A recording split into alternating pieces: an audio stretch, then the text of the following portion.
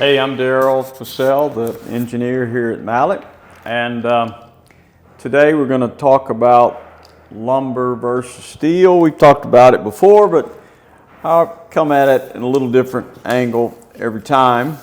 And you know, some people would tell you that steel is indestructible. But steel buildings do rust, and so I've got some good rust pictures here. There's rust. There's a metal building column, or maybe just a straight column, steel column, and you know, water has pooled around this at the base of this column, and it's rusted. Same thing here, and this is a structure that's up in the air that's rusted. And there's a column that is rusted to the point that it's scaling with rust. And so anyway, you know, that's just a reality that steel's not indestructible. But some people would say, well, yeah, but compared to steel, wood's got problems. A wood structure can be eaten by termites, or a wood structure can rot. And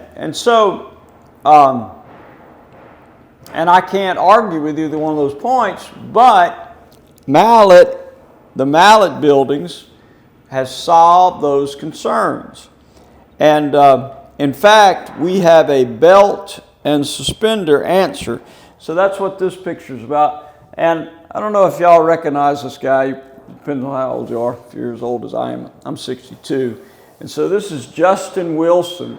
And he was a guy who lived around Amite, and he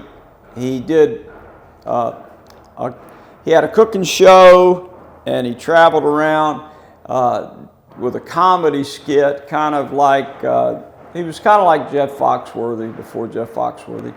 And he wore belts and suspenders. And he said that he did that because he worked before he started doing comedy, and he had a cooking show on Louisiana public broadcasting. Before he started that, he was a safety man in the plants and in the chemical plants, and that's why he said that he wore the belt and the suspenders. He wanted some redundancy, you know, and that's, if anybody knows anything about engineers, they're always looking for redundancy and safety factors, and of course a lot of people say over designing things. And so anyway, so I have a bad joke to share with you. So why did the policeman arrest the belt? Because he was holding up some pants. Bad joke, bad joke. Okay, so belt and suspenders. So that's what we have at Mallett in regards to this rot and termite stuff, okay? So this is a typical Mallett building going up, and you see this bottom board. We call that the skirt board, and you'll notice that it's a different color than the other ones. It's a MCA ground treated #2 piece of lumber, but it's also encased in heavy plastic sheathing. And then this is our post protectors. That's a 6x6 post, that's a main post, and this is 4x4 posts that happen at the doors and the windows. And you see that these posts, which are MCA ground treated lumber, #2, and but they're encased in PVC, which is practically just, well, for all purposes, it will not rot. It will not be destroyed. There's all this data in our, you know, that people say how bad the plastics are because plastics, you know, if you throw them in the ocean, they stay for 60, 80, 100 years. And so, you know, PVC is just indestructible. So step one, the belt part of that, of the protection is the plastic around the wood.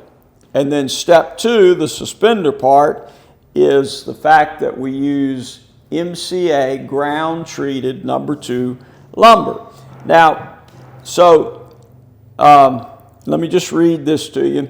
MCA treated lumber involves 2 active ingredients that guard against rot, decay, and termites: copper and tebuconazole.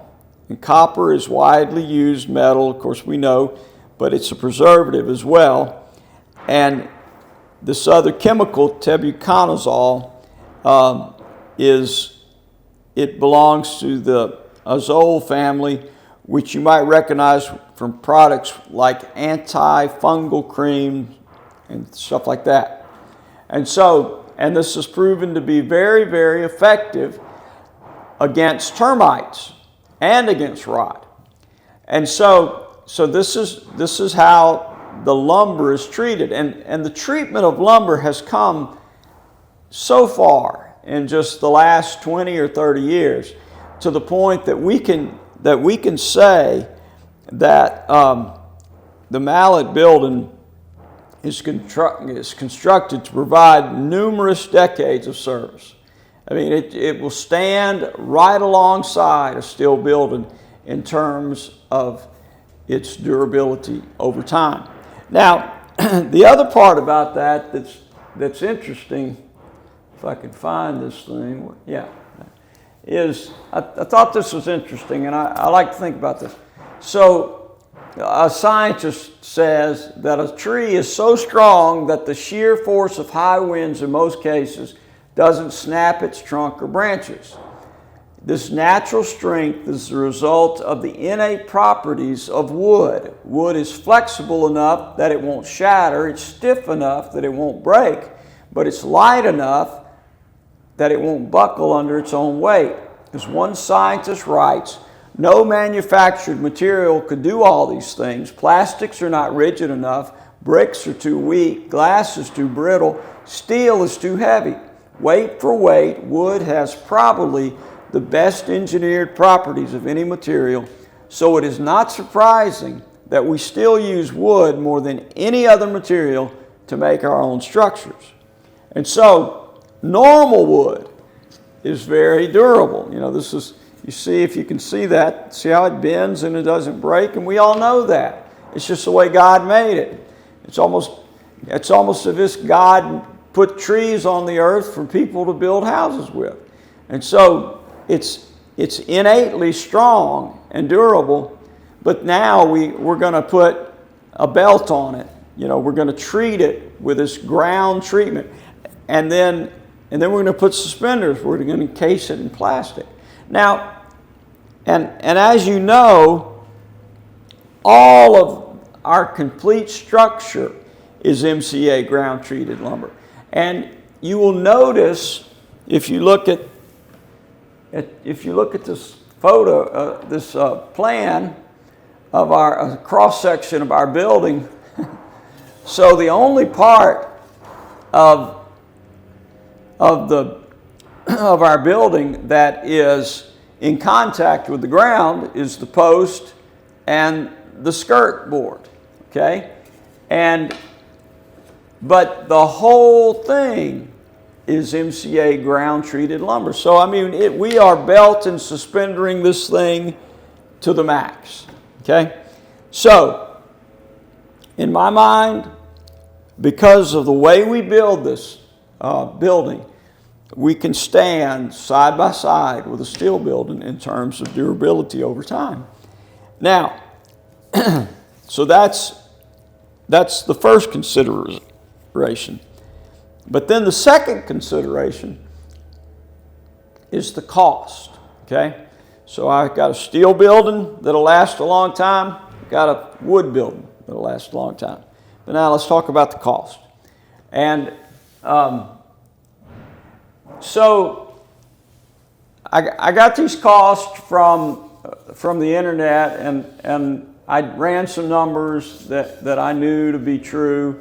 And these are minimum costs per square foot, and these are estimates, of course. And you know, I'm sure somebody could argue with me, but that's just the way life is.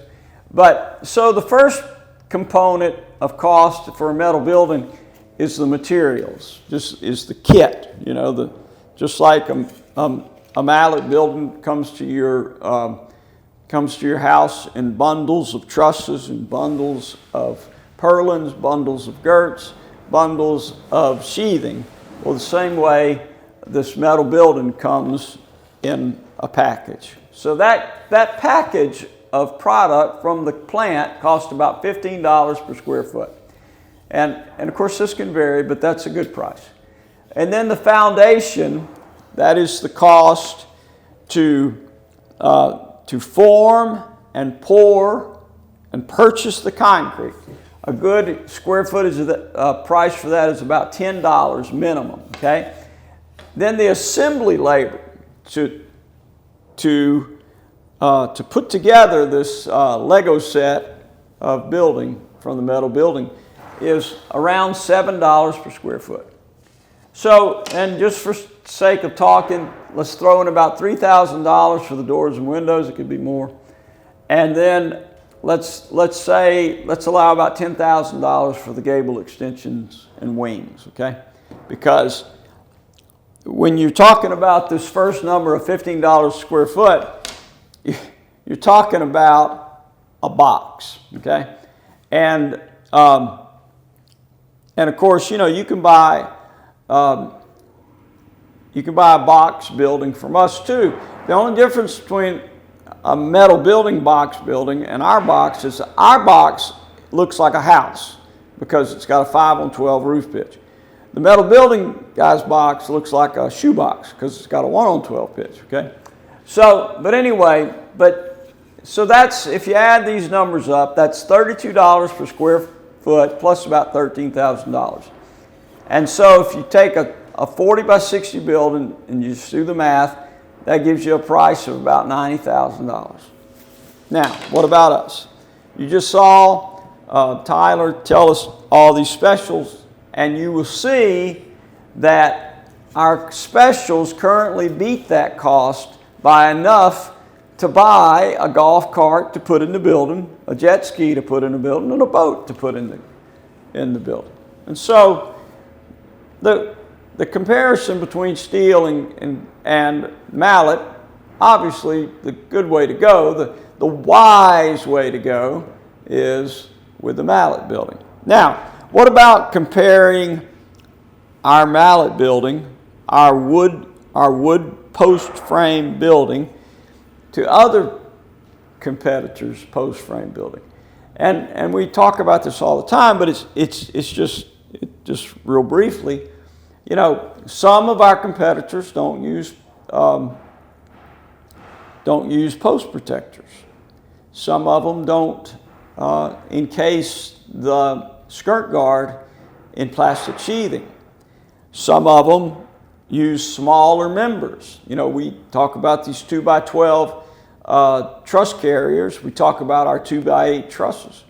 And most all of our competitors, none of them will use number 2 ground treated, MCA ground treated lumber. They just don't use that quality of lumber. And so it's not, you know, apples to apples. It's not apples to apples. So if our competitor gives you a cheaper price, there's a reason. And so, you know, when you think about it, when you think about all three of these comparisons, the mallet building versus steel, or the mallet building versus the other building, these two comparisons, the mallet building is the way to go. So the choice is clear. You know, buy a mallet building. So I hope that you'll have a good week. I'm looking forward to a week that's going to be warmer. I hope maybe I get a chance to go fishing a little bit. Tyler said he's going to go fishing, and so I hope to see the sun and to see some warm air. Hope to get outside and play, and might even finish getting all the leaves out of my yard. You know, that's the time of the year. Think about leaves not going to fall anymore, and so you need to get them out and get ready for spring. So y'all have a good week, and we'll see you next Monday.